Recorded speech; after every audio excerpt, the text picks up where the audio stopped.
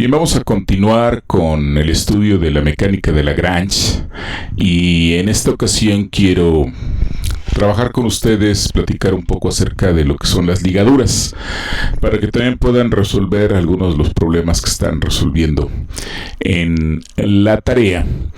Si ustedes van a los libros van a encontrar pues aproximadamente este tipo de material que les hablen acerca de las ligaduras, ¿no? Entonces fíjense, vamos a leer lo que dice aquí. Dice ligaduras, ¿no? En muchas ocasiones en las que existen varias funciones f de y de x, hay además una o más relaciones entre ellas, llamadas ligaduras.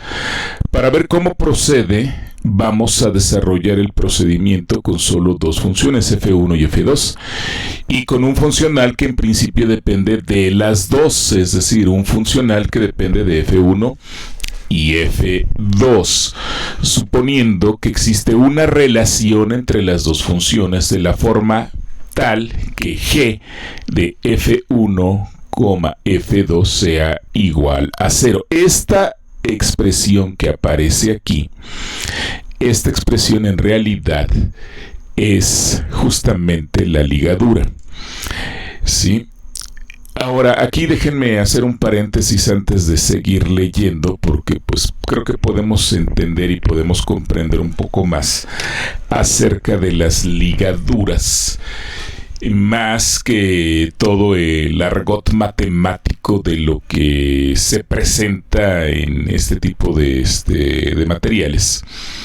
Sí, bien, ¿qué es una ligadura? Una ligadura es una constricción que tiene el sistema. ¿Qué quiere decir que sea una constricción que tiene el sistema? Es precisamente algo que hace que el sistema se encuentre obligado a moverse. Voy a poner un ejemplo muy simple, muy sencillo, el caso del péndulo simple, ¿no? El péndulo simple es una cuerdita o puede ser una varilla, para pensar en una longitud inextensible que tiene una masa pendular y que ésta está moviéndose y está oscilando de un lado a otro. Tiene una ligadura. ¿Cuál es la ligadura? Justamente la longitud del péndulo, que hace que obliga a la masa pendular a desplazarse a una cierta distancia del eje de rotación, ¿sí? Por lo tanto, la ligadura en este caso, en este sentido, tendría que ver justamente con el arco de circunferencia que está rotando, que está describiendo el péndulo. Ese arco de circunferencia, pues tiene que ver también con la distancia que hay del eje de rotación hasta el centro de masa de la masa pendular y el ángulo que se está moviendo la varilla o el hilo del péndulo. Entonces, evidentemente hay una relación entre ese arco de circunferencia, el ángulo teta, que sería la variable dinámica en este caso, y el radio del péndulo. Y entonces nosotros de alguna manera podemos escribir esas relaciones. Es a lo que se refiere justamente esta expresión que aparece aquí. G es una funcional que depende de F1 y depende de F2. Entonces, lo que nos está diciendo estrictamente esto, debemos acordarnos que estamos trabajando con funcionales, que la cuestión de la funcionalidad y decir del manejo de funcionales es que ahora nuestra estructura matemática ya no depende de variables, sino depende de funciones, ¿sí? Y entonces esas estructuras matemáticas por eso ahora siguen dependiendo de funciones en cierta manera. Entonces, al ir dependiendo todavía de funciones, puede haber una relación entre esa función f1 y esa función f2 de tal forma que se puede escribir de esta manera esa relación, ¿sí? Entonces, Eso es una ligadura. Entonces, de alguna manera, una ligadura es poner una restricción.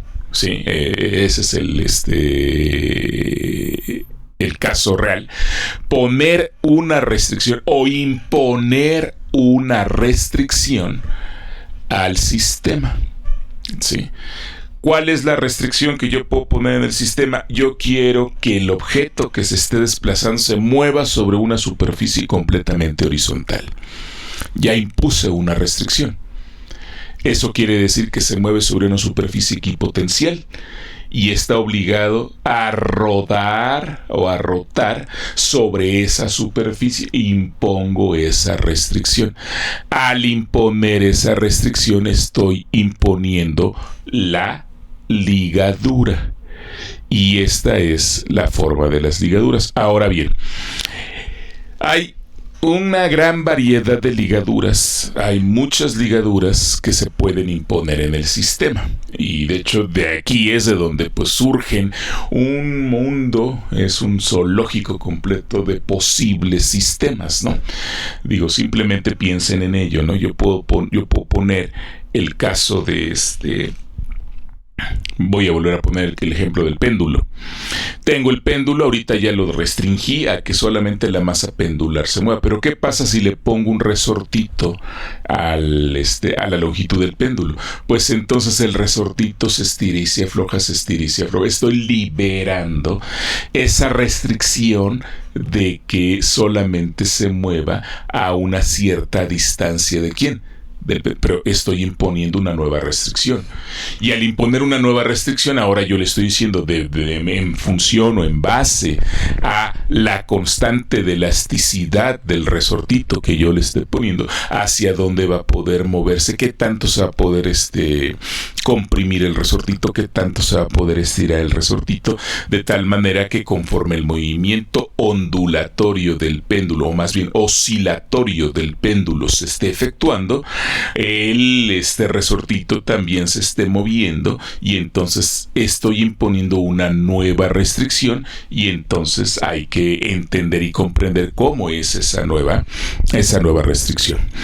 Ahora bien, el catálogo que se tiene de las ligaduras, el catálogo más aceptado, adoptado por la mecánica analítica, es que al menos existen dos tipos de ligaduras: las ligaduras holonómicas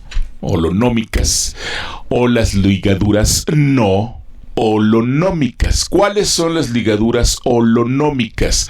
Muy sencillo. Las ligaduras holonómicas u holónomas son aquellas que nosotros podemos escribir de esta manera. Es decir, podemos encontrar una relación cerrada entre los términos de la ligadura. Y entonces podemos encontrar una ecuación de ligadura. Sí, una ecuación, lo que nos lleva a establecer una igualdad, una ecuación que esté establecida a través de una igualdad, de una equidad, en el caso de la ligadura. Esas son las ligaduras holónomas. Las ligaduras no holónomas o no holonómicas son aquellas ligaduras que yo no puedo escribir como que existe una relación entre F1 y F2, es decir, una relación cerrada. Tal vez exista una relación de un menor o igual, mayor o igual, o un desigual, estrictamente hablando, pero no puedo establecer una equidad. Y no puedo justamente decir que esto pueda ser igual a cero. Por lo tanto, cuando yo pueda establecer una ligadura de esa naturaleza, ¿sí? Tal vez podría ser el caso del resortito, que yo le estoy diciendo, pues tienes un intervalo en el movimiento, ¿sí?, que puede ir no más allá de tal valor, no menos de tal valor. Entonces estoy imponiendo la ligadura, pero esta ligadura no es una ligadura holónoma, sino se considera no holónoma. Ahora bien, dentro del conjunto de ligaduras holónomas, hay dos posibilidades. ¿Cuáles son esas posibilidades? Bueno, que esta función f1, esta función f2, no dependan explícitamente del tiempo. Si no dependen explícitamente del tiempo, se dice que además la ligadura es una ligadura reónoma, porque no aparece el tiempo en forma explícita. Pero si el tiempo aparece de manera explícita en la ecuación de ligadura, se dice que se tiene una ligadura escleronómica o esclerónoma. Cuando aparezca el tiempo, la ligadura es esclerónoma. Cuando no aparezca el tiempo de forma explícita, de hecho puede aparecer el tiempo pero de forma implícita, si aparece el tiempo de forma implícita, es decir, aparece en términos de derivadas, entonces tengo una ligadura reónoma. Pero si aparece el tiempo, es decir, en la ligadura el tiempo está presente, entonces lo que tengo es una ligadura esclerónoma. Y bueno, aquí en este caso, aquí nos hablan acerca del procedimiento de cómo establecer la ligadura, ¿sí? O de cómo, para qué sirve la ligadura. Y bueno, el que valdría la pena estudiar sería justamente el método de los multiplicadores de Lagrange, ¿sí? Este método de multiplicadores de Lagrange, aquí dice, ¿no? Este método es general y no depende de lo que podamos manipular la ecuación de ligadura, como en el caso no ligado, calculamos la variación del funcional. Entonces, bueno, tenemos un funcional, ya se acuerdan de cómo trabajamos el funcional, estamos haciendo una variación, o lo que sería el equivalente a tomar la derivada, en el caso del cálculo de funciones, ¿sí? Sería la primera derivada de la función. En este caso, como tenemos un funcional, hacemos la variación del funcional, esta delta que tenemos ahí distinta a esta derivada, ¿no? O sea, no estamos haciendo una derivada, estamos haciendo una variación de la funcional, y entonces el cálculo de hacer la variación de la funcional nos va a permitir hacer que esa variación sea igual a cero, que es el caso cuando estamos buscando el extremo. Este es el método que ya hemos revisado en clases anteriores, ¿sí? Y bueno, aparecen aquí pues estas funciones donde son las funciones propiamente, las funciones de ligadura, ¿no?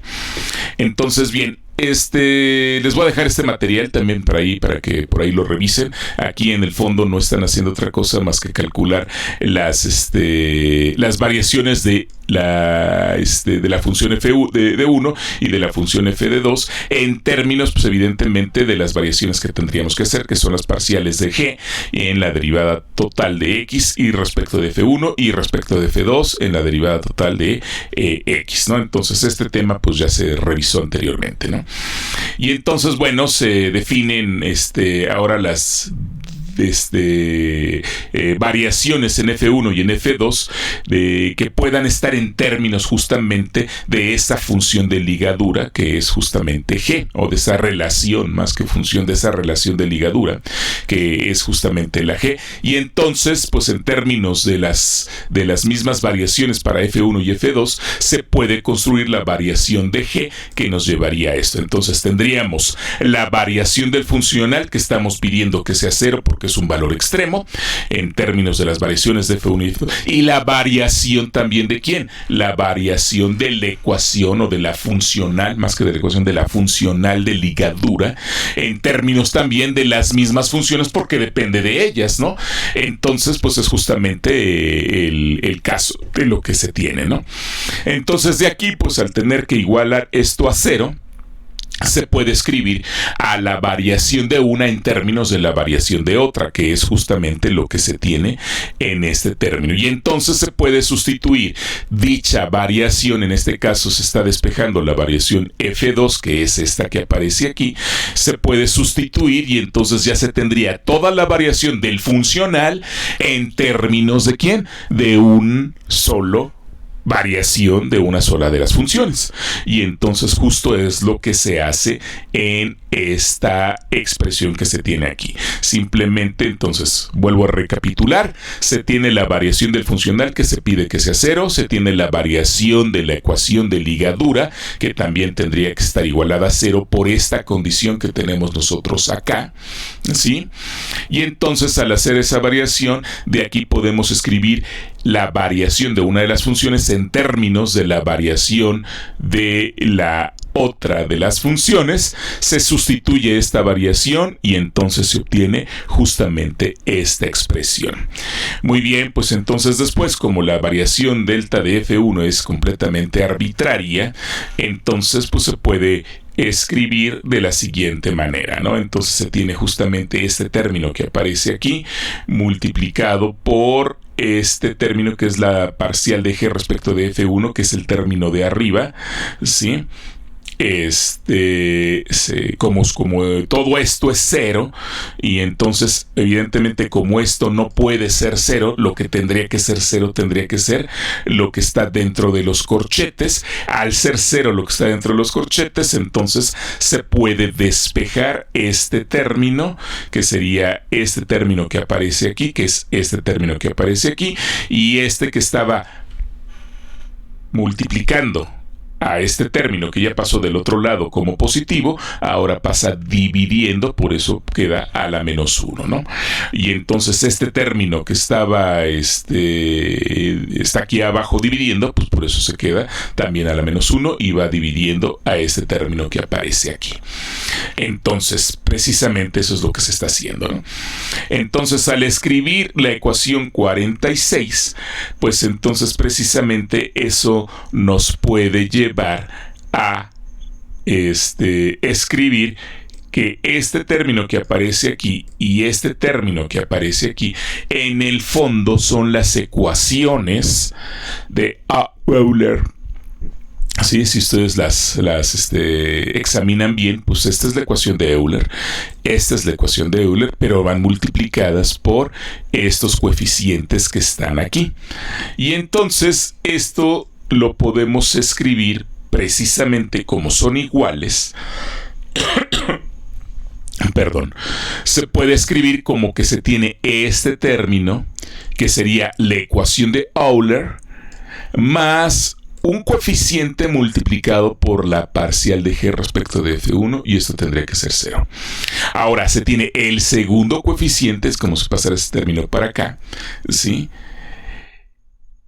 Multiplicado por otro coeficiente que se conoce como lambda de x, que es justamente el multiplicador de Lagrange, multiplicado por la parcial de G respecto de f, que esto es un coeficiente de los multiplicadores de Lagrange. Y entonces todo este término, lo que se dice es el multiplicador de Lagrange por un coeficiente, pero este coeficiente se tiene que tomar ¿de dónde? De la ecuación de ligadura. Es el multiplicador de Lagrange, y este coeficiente se tiene que tomar ¿de dónde? De la ecuación de ligadura. Ahora bien, este coeficiente es el coeficiente que le corresponde a la función F1. Este coeficiente es el coeficiente que le corresponde a la función F2. Y como estos dos son precisamente iguales a 0, entonces este método, que es justamente sacar la variación del funcional y sacar la variación de la ecuación de ligadura, nos permite establecer un sistema de ecuaciones de movimiento que sería justamente el que tenemos nosotros acá. Este sistema de ecuaciones de movimiento es justamente la ecuación de Euler, ¿sí? Fíjense, aquí está la funcional G, ¿sí? Entonces es la ecuación de Euler más la suma de los multiplicadores de Lagrange, que en este caso son las lambdas J de X, dependiendo si se tienen 5, 6, 7 ligaduras, ¿sí? Multiplicados por los coeficientes correspondientes a cada una de las funciones que participan o que forman parte de las ligaduras. ¿Estamos claros? Y entonces desde aquí hasta n, donde desde i igual a 1 hasta n, donde n es igual al número de ligaduras posibles que tengamos nosotros que imponer sobre el sistema. Además de estas digo, dependiendo de las variables dinámicas que tengamos, ¿sí? ¿Cuántas funciones en este caso se está pensando? En que se tienen dos funciones, F1 y F2. Pero si el sistema depende de varias variables dinámicas, y entonces se puede calcular como de teta, de phi, de L, de rho, de las que se tengan, ¿sí? Y las que se tengan también dentro de la ligadura. Por lo tanto, se tiene también la ecuación de ligadura, ¿sí? ¿Que depende de quién? Pues de todas justamente las variables dinámicas que aparecen allí. Y entonces, en este sentido, tenemos un conjunto de ecuaciones que podemos resolver. Nuestras incógnitas, de alguna manera, ¿quiénes serían? Pues son, evidentemente, nuestras variables dinámicas y los multiplicadores de Lagrange, ¿sí? Entonces, este es justamente nuestro problema a resolver, ¿sí? Aquí ustedes pueden seguir leyendo si quieren, por eso les digo, les puedo dejar el material que aparece aquí. Pero estrictamente hablando, hasta aquí esto sería la parte importante de lo que nosotros tenemos, ¿no? Esto es justamente la forma en cómo nosotros tenemos que resolver los sistemas cuando nosotros tenemos que imponer una ligadura, ¿no? Entonces ahora me voy a pasar a presentarles de alguna manera un problema similar a alguno que les dejé por ahí de tarea para que ustedes puedan resolverlo de una manera más precisa, ¿no? Entonces, bien, tenemos aquí el caso de un cuerpo rígido que rueda sin resbalar. Fíjense, esta es la parte importante. Rueda sin resbalar sobre un plano inclinado. Al rodar sin resbalar sobre un plano inclinado, hay una ecuación de ligadura que vamos a describir más adelante. Muy bien, este problema ustedes lo pueden resolver también. Aquí aparece el diagrama del sistema. Es un plano inclinado. Este ángulo alfa es constante, no depende del tiempo, porque pues es simplemente la inclinación del plano. Tenemos un cuerpo rígido que está aquí en su punto inicial, se suelta y precisamente por el efecto de la gravedad, que pues aquí hay una componente de la gravedad que va a apuntar en la dirección del movimiento, pues entonces esto va a comenzar a girar, va a comenzar a rotar, se va a comenzar a acelerar y pues bueno, va a llegar a la parte baja del plano, ¿no? Entonces es una resbaladilla y es un cuerpo rígido en donde no se va a deslizar, sino se va a rodar sin resbalar, ¿sí? Entonces hay una condición impuesta allí que ¿cuál es la condición de constricción o cuál es la condición de ligadura o cuál es precisamente la restricción que estamos poniendo? Que el sistema, en este caso el cuerpo rígido, está obligado a moverse sobre la pendiente del plano. En el fondo esa es nuestra ligadura que estamos nosotros imponiendo sobre él, ¿no? Muy bien, entonces ahora fíjense, aquí tenemos algo muy importante. Esta distancia h, pues es la altura justamente. Esta es la fotografía en otro tiempo, cuando ya el cuerpo rígido va más abajo. Quiere decir que ha descendido una distancia h. También podríamos considerar el caso cuando subiera, que sería algo similar, ¿no? Ahora, se ha desplazado una distancia d, por lo tanto, d por el seno de alfa me daría justamente la altura, ¿no? Muy bien. Entonces aquí, pues ya saben, lo que abrimos son la paquetería del método variacional. Limpiamos todas las variables globales y apagamos todos los letreros para que no nos estén fastidiando, ¿no? Aquí, bueno, yo hice el dibujito, tengo la imagen por ahí, se las voy a proporcionar también para que ustedes la puedan importar y entonces pues ya con la opción importar, ahorita no le importo porque como les digo, trabajo en una computadora, grabo en otra computadora y entonces pues aquí finalmente pues este asunto, si ahorita lo ejecuto no me va a dar la imagen porque no la traje, pero yo se las pongo después. Muy bien, entonces fíjense, ¿cuál es la dirección del movimiento? La dirección del movimiento es la dirección X, ¿sí? El cuerpo rígido va a rotar sin resbalar, se va a ir rotando sobre la superficie que tenemos, y entonces pues X se va a mover. Estamos poniendo nuestro sistema de referencia justo en el centro de masa del cuerpo rígido. Entonces, si nosotros seguimos el movimiento del centro de masa, pues el centro de masa solamente se mueve sobre esta línea roja que estoy siguiendo ahorita aquí con el cursor, y entonces el centro de masa se va desplazando, y entonces solamente es una X que depende de quién, que depende del tiempo. Si se dan cuenta, X no tiene ningún movimiento, precisamente por la restricción, porque bueno, esto como es un cuerpo rígido, se mueve el centro de masa a una distancia siempre paralela al plano inclinado, ¿no? Entonces es un movimiento unidimensional, el movimiento X del centro de masa del cuerpo rígido. Ahora bien, la Y, que sería pues la altura que se va a ir moviendo, aquí sí hay un movimiento en Y.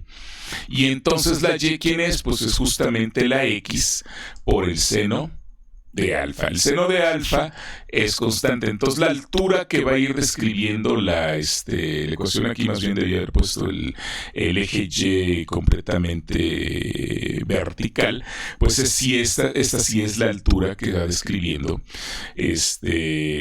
justamente para poder calcular la energía potencial, ¿no? Pero bueno, así la vamos a dejar. Entonces mi energía cinética, ahorita este término de Y no me afecta en nada, digo, me sirve, y ahorita les explico para qué me sirve, ¿no? Ahora bien, digo, no me afecta en el sentido que yo he puesto mi eje Y de esta manera y me van a decir, a lo mejor esta forma de escribir Y no sería correcta, porque también la Y siempre es constante, pero ahorita les platico por qué lo pusimos así de esta manera. Ok, entonces mi energía cinética traslacional, la energía cinética traslacional sería un medio de la masa del cuerpo rígido, sí, multiplicado por la velocidad del centro de masa, que sería X al cuadrado, ¿no? Entonces esta es la velocidad, X' al cuadrado, y entonces tengo mi energía cinética traslacional. Aquí no me importa todavía si el cuerpo rota sin resbalar, ¿no? Ahora sí, pusimos la Y de esta manera, ¿para qué? Pues para escribir la energía potencial. Evidentemente la energía potencial pues sí va a tener un cambio. ¿En dónde? Va a tener un cambio en la Y.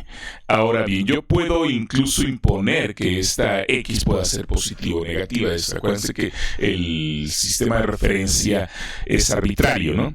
Entonces, bueno, evidentemente si yo estoy aquí estoy poniendo mi sistema de referencia, y aquí estoy suponiendo que tengo una energía potencial 0, cuando el objeto ya viene por acá, tiene una energía potencial igual a esto, que sería justamente menos mgy o menos mgx es decir, x, la distancia que ha bajado, ¿sí?, por el seno de alfa. Reitero. X es función del tiempo, pero alfa es constante, ¿sí? Y bueno, ahora sí, como lo que está ocurriendo aquí es que es un cuerpo rígido que se está moviendo, que está rotando, entonces yo sé que también tengo una energía rotacional. Y esa energía rotacional ahorita yo la voy a escribir como un medio de K, donde K es el factor geométrico del cuerpo rígido. Recuerden ustedes, si lo que yo tengo es un cilindro, K es igual a 1. Si lo que yo tengo es una esfera, es igual a 1/2. Si lo que yo tengo es una esfera hueca, es igual a 2/5 o 1/4. Y así va cambiando el factor K, que sería el factor geométrico. Entonces, K es una constante, ¿sí? Puede ser 2, puede ser 1, puede ser 1/2, puede ser 1/4, puede ser un factor geométrico que va en términos del tipo de cuerpo rígido que nosotros tengamos aquí. Entonces, en esencia, este trabajo lo estamos haciendo para cualquier cuerpo rígido, no necesariamente un anillo, o no necesariamente un cilindro, o no necesariamente una esfera. ¿Sí? Muy bien. La masa, pues es la misma masa del cuerpo rígido, que es la misma masa que estamos trabajando para la energía potencial. Y R cuadrada, pues es el radio que tiene el cuerpo rígido desde su centro geométrico hasta el extremo del cuerpo, ¿no? Ahora, phi es el ángulo que está recorriendo el cuerpo rígido en su movimiento rotacional. ¿Sí? Este ángulo phi es justamente la variable dinámica que va a hacer que esta cosa se pueda mover, ¿sí? Y entonces pues, sabemos que la segunda ley de Newton rotacional me dice que esto es justamente igual.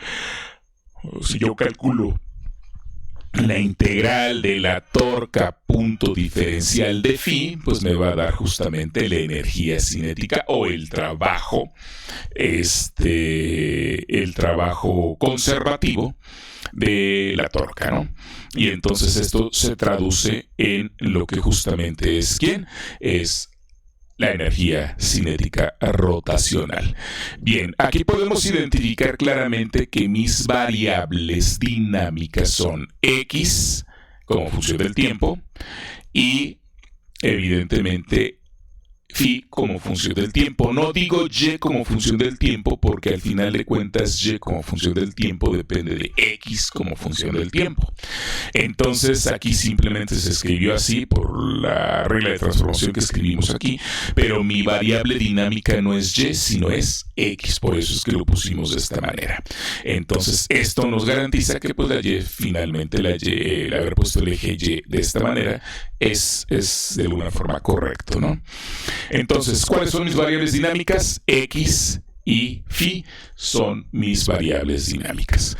Muy bien, entonces ahora pues puedo evaluar mis expresiones, energía cinética, energía potencial y energía cinética rotacional en mi regla de transformación, ¿no? Entonces aquí ejecutamos la regla de transformación, ejecutamos las definiciones que hemos puesto ya después de haberlas explicado y entonces ahora calculamos pues en términos de las variables dinámicas lo que sería la energía cinética completa, translacional y rotacional, la energía potencial gravitacional y lo que sería justamente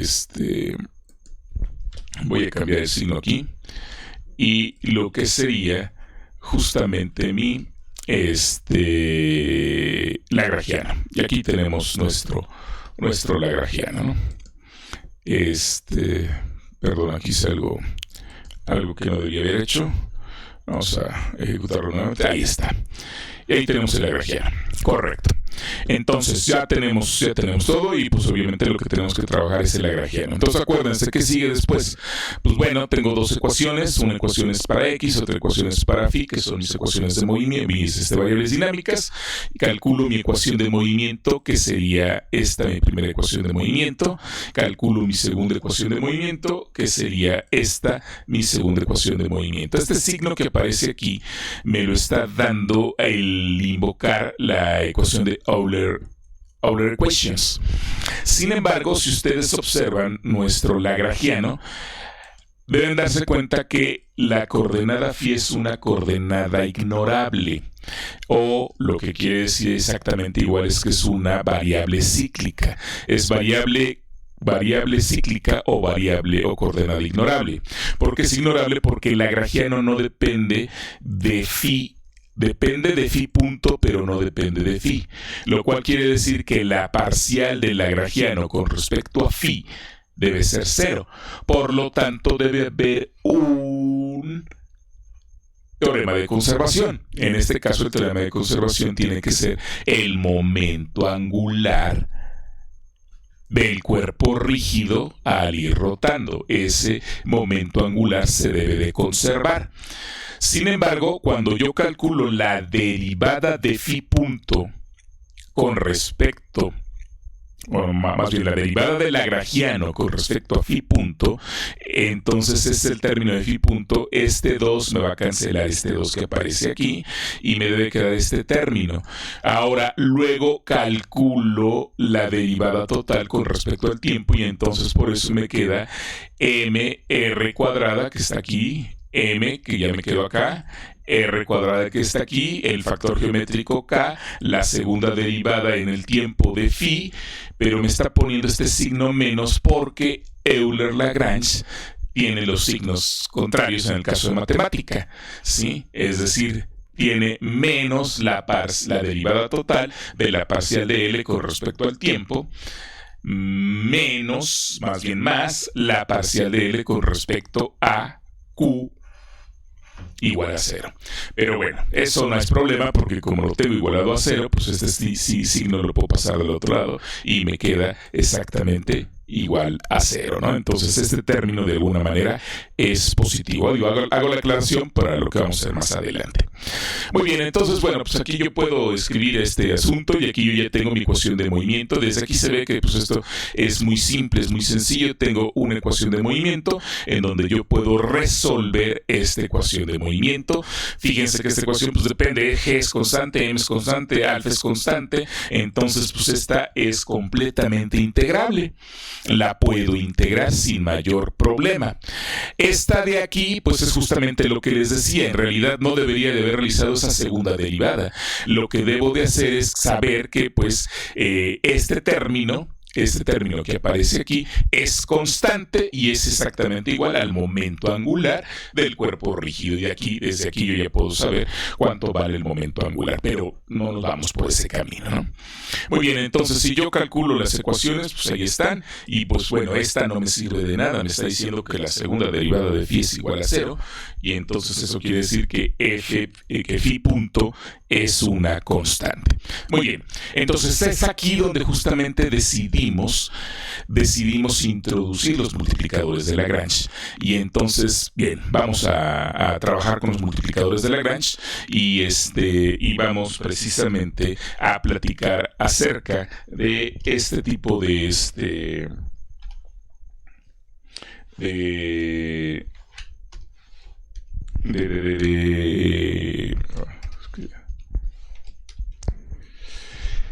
¿cómo se llama?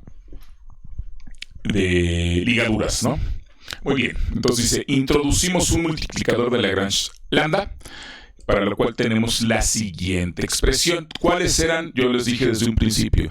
Tengo dos variables dinámicas. Mi variable dinámica es x, una vez que calculo la ecuación de Euler, es x punto y phi punto.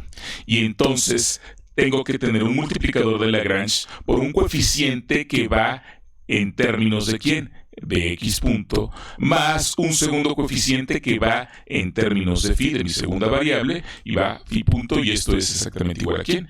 Igual a 0. ¿Sí?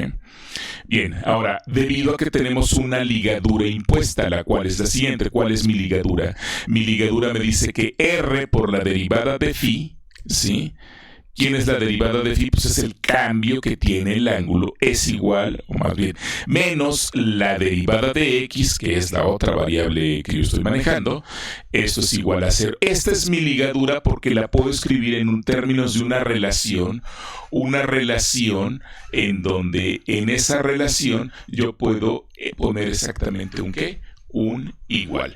Tengo mi primera variable dinámica, mi segunda variable dinámica, r en este caso es constante, pero estas dos las tengo unidas a través de algún signo de operación y estoy haciendo que esto sea igual a 0. Entonces, precisamente por eso, lo que tengo yo aquí es una ligadura. Esta ligadura, por lo tanto, es una ligadura holonómica. Y no nada más es holonómica, además de ser una ligadura holonómica, también resulta ser una ligadura reónoma. ¿Por qué? Porque no depende explícitamente del tiempo. Muy bien, entonces, porque podemos escribir una relación matemática y es reónoma, porque no depende explícitamente del tiempo. Aquí escribí tiempo. ¿Sí? Ahora sí está bien. Explícitamente. Bueno, lo corrijo después para que no se vayan estos errorcillos que voy encontrando, ¿no? Sin embargo, también es integrable, ¿sí? Es decir, yo puedo integrar esta cosa que está aquí. Si yo integro desde una phi 0 hasta una phi final y desde una x 0 hasta una x final, entonces lo que tendría es exactamente esta relación que yo tengo, que x es igual a r por phi, que no es otra cosa más que simplemente x. ¿Quién es? X sería el arco de circunferencia que estaría desplazándose el cuerpo rígido, en este caso si es un cuerpo completamente esférico, ¿sí? Entonces, pues esta es una ecuación para nosotros conocida, ¿verdad? Si phi vale 2pi, pues este sería el perímetro de ¿quién? El perímetro del cuerpo rígido. Muy bien, entonces tenemos eso, ¿no? No es otra cosa que la condición de rodadura. También no es otra cosa. ¿Qué pasa si yo derivo finalmente esta? Me quedaría que x punto, que sería la velocidad, es igual a r, que es constante, por phi punto, que sería la velocidad angular. Y entonces esta se convierte ¿en quién? En la condición de rodadura. Ahora bien,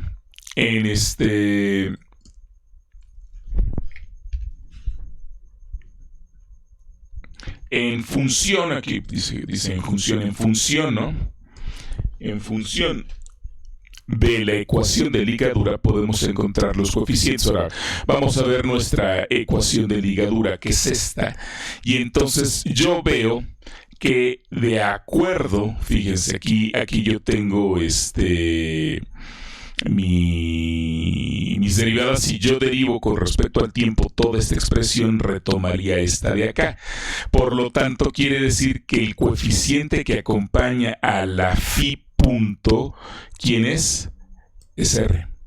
Y el coeficiente que acompaña a la x punto, si yo derivo toda esta expresión con respecto al tiempo, ¿quién es? Es menos 1. ¿Sí? El coeficiente que acompaña a la x punto valdría menos 1. Entonces, de la ecuación de ligadura, que es justamente nuestra ecuación de ligadura, es esta, podemos obtener los coeficientes que aparecen aquí. Es decir, ax vale menos 1 y a phi vale r. Por lo tanto, la ecuación 1 que yo tenía aquí, que es al introducir el multiplicador de Lagrange, yo la puedo escribir como el multiplicador de Lagrange menos x punto más r por phi punto. Y esta sería mi ecuación ya, mi ecuación de ligadura o mi ecuación de los multiplicadores de Lagrange. Ahora bien, como les decía, ahora lo que tengo que hacer es escribir ahora sí mi ecuación de Euler-Lagrange en este caso, y mi ecuación de Euler-Lagrange me dice que lo que yo tengo es calcular la parcial de L con respecto a Q punto y luego eso derivarlo totalmente menos la parcial de L respecto a Q, y ahora tengo que restarle los multiplicadores de Lagrange con los coeficientes cada uno de ellos. Estos coeficientes pues ya los encontré para las dos variables dinámicas que yo estaba calculando o que yo necesitaba. Entonces, pues para la primera ecuación, ¿qué es lo que tengo? Pues tengo la ecuación de Euler-Lagrange, que ya la resolví aquí arriba, que sería justamente esta. Obviamente todavía no le igual a 0, sería solamente este resultado, y es más, estrictamente hablando, sería este resultado, porque no puedo cancelar todavía la m, porque todavía me falta el otro término. Entonces me debe de quedar mi ecuación mx dos puntos menos gm seno de alfa menos, el signo menos aparece aquí, el multiplicador de Lagrange, y el coeficiente asociado a la variable x, que sería menos 1. Y ahí está. Esta es mi ecuación de movimiento utilizando el multiplicador de Lagrange. Segunda ecuación, ahora en lugar de ser x va a ser phi. Entonces me quedo justamente con la ecuación que yo les decía que tengo aquí, que sería mr cuadrada k por phi punto, y el signo lo puedo eliminar o lo puedo quitar. Entonces me queda mr cuadrada k por phi 2 puntos, menos por el signo menos que aparece aquí, lambda, que es la lambda, que es el multiplicador de Lagrange, multiplicado por el coeficiente asociado a la variable dinámica phi. Y aquí ya tengo yo mi coeficiente r.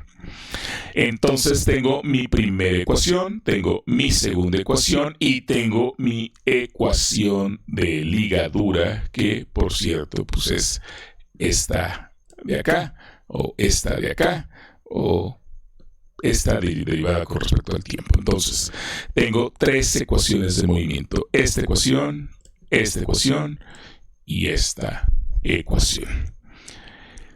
Tengo que resolver. Evidentemente quiero resolver para x 2 puntos, para phi 2 puntos y para lambda. ¿Sí? Eso es lo que tenemos que hacer. Entonces, de la ecuación de ligadura yo puedo derivarla nuevamente esta expresión. Si yo derivo r es constante, me queda phi 2 puntos multiplicada por r menos x 2 puntos y el 0 pues sigue siendo 0 después de derivarlo. Entonces me queda esta expresión.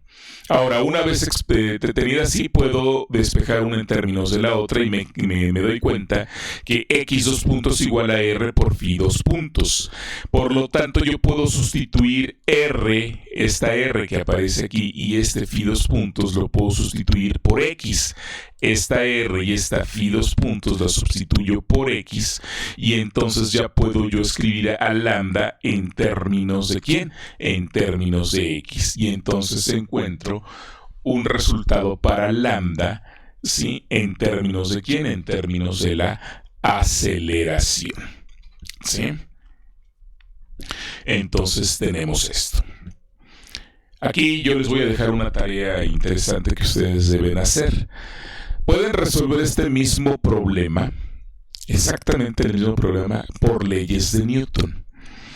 Y si ustedes resuelven este problema por leyes de Newton, ¿sí? Leyes de Newton no por conservación de energía, sino por leyes de Newton, se van a dar cuenta que esta lambda que aparece aquí, en el fondo es la fuerza de fricción. Es una fuerza restrictiva, es una fuerza disipativa que está presente en el sistema, y además esa fuerza de fricción es la que da origen a la energía rotacional del cuerpo rígido. Por eso les dejo de tarea para que lo verifiquen. Bien, entonces, si yo sustituyo este resultado de lambda en la ecuación 10, es decir, aquí, ¿sí? Entonces sustituyo este valor aquí, ya voy a poder despejar cuánto vale justamente la aceleración. Entonces, fíjense, me quedaría este término aquí, mk por x 2 puntos, y me aparece m aquí y m aquí igual a 0 del otro lado. Puedo cancelar la masa, y entonces lo que tendría es que ya aquí solamente me queda k por x 2 puntos. Este término que es negativo pasaría del otro lado como positivo, que sería el seno de alfa multiplicado por g, ya no aparece la m. Factorizo la x 2 puntos y me quedaría 1 debido a este término, y k debido a el término que estoy sustituyendo aquí. Y despejo, y entonces me quedaría que mi aceleración es justamente igual a esto. Si resuelven ustedes el problema por leyes de Newton, llegarán a este mismo resultado, en donde la aceleración del sistema está dada como g sobre 1 más k, donde k es el factor geométrico, multiplicado por el seno de alfa. Y este resultado tiene su comparación o su análogo, o más bien el mismo resultado, proveniendo ¿de quién? De las leyes de Newton. Les dejo el trabajo para que lo hagan. Ahora, como ya tengo yo mi relación entre x 2 puntos y phi 2 puntos, pues entonces si ya encontré x 2 puntos, también ya encontré phi 2 puntos. Entonces simplemente pues el multiplico por una r. Déjenme ver, sí, exactamente, multiplico aquí por una r por phi de t me va a dar x, entonces aquí me quedaría r por phi, por phi 2 puntos, y entonces obtengo este resultado que pues, sería la ecuación para phi. Ahora, aquí hay algo también bien interesante, fíjense, el término que aparece entre paréntesis es un término dimensional, porque cap simplemente es un número, ya les había platicado, es un medio, es 2/5, es un cuarto, el factor geométrico. R son unidades de longitud, porque es la medida del radio. G son unidades de gravedad, que está dada en unidades de aceleración, metros sobre segundo al cuadrado. Al cancelar metros con los metros, solamente me quedaría en 1 sobre segundo al cuadrado. El cociente G entre R tiene unidades de ¿quién? Tiene unidades de frecuencia. Acuérdense que ya lo habíamos visto por allí cuando resolvimos el caso del péndulo. ¿Sí? Y entonces, pues simplemente lo vuelvo a escribir en términos de ¿quién? De esa frecuencia, que le llamé yo una frecuencia de rotación, ¿sí? Y entonces, fíjense, este término no tiene unidades, solamente este término es el que le daría las unidades ¿a quién? A la aceleración angular, y la aceleración angular serían radianes sobre segundo al cuadrado, que son las unidades de este término. Entonces, fíjense cómo este término de G entre R vuelve a aparecer por allí en un caso completamente distinto al caso del péndulo. Muy bien, ahora, pues si yo tengo esta expresión y tengo esta expresión, esto es totalmente integrable, porque todo lo que tengo de este lado es constante, tanto alfa como k como la omega de r, porque esto es G entre r, todo esto es constante. Entonces yo lo puedo integrar, y entonces pues simplemente lo integro por el método de separación de variables. Aquí lo que hago es que pues calculo, puedo escribir la phi 2 puntos como la derivada de phi punto con respecto al tiempo. Este término lo paso para acá, hago la integral, me aparece una constante de integración, aquí me aparece un tiempo t, y ya tengo phi punto 1. Luego, este phi punto lo veo como la derivada de phi con respecto al tiempo, paso el tiempo para acá y para acá, y entonces este tiempo, pues al integrarlo me va a quedar un tiempo al cuadrado sobre 2, que me va a quedar por aquí. Ya tengo a phi, y tengo ya justamente una segunda constante de integración. Esta primera constante de integración tendría que ser la velocidad inicial. Esta segunda constante de integración tendría que ser la posición inicial del movimiento rotacional. Bueno, muy bien. Ahora, pues ahí simplemente le metemos valores para que puedan ustedes calcular las cosas. Y pues hacemos K igual a 2, alfa igual a 23.5, G 9.81, radio igual a 2, C2 igual a 1.5. Son simplemente valores que se nos ocurrieron. Calculamos omega de R, se evalúan. Ahí está mi ecuación de movimiento, ¿sí? En términos ya de los valores. Pues me queda una ecuación cuadrática en el tiempo, ¿sí? Que tiene en cierta manera sentido, porque es lo que estoy siguiendo. Justamente como les platiqué, pues es un movimiento, no es rectilíneo uniforme, es un movimiento uniformemente acelerado. ¿Para quién? Para el centro de masa. Por lo tanto, pues para X, al seguir el movimiento de X, me queda un movimiento uniformemente acelerado. Y bueno, pues ahí ya, al meter mis ecuaciones, calculo las derivadas. Aquí calculo, la ecuación en X paramétrica. Me faltó evaluar si lo evalué. Me faltó evaluar de acá, que creo que hice algún cambio. Vamos a evaluar esta, vamos a evaluar esta. Esa es la derivada, y entonces ahora sí ya puedo yo escribir. Y fíjense, para un término de 0.33 me da prácticamente una recta, ¿sí? Pero si yo le doy, por ejemplo, un 10, ¿sí? Pueden ustedes observar que lo que ocurre ahí ya es precisamente una curva, y bueno, se seguiría de corrido, ¿no? Y entonces pues aquí tenemos ya las gráficas que se pueden generar, ¿sí?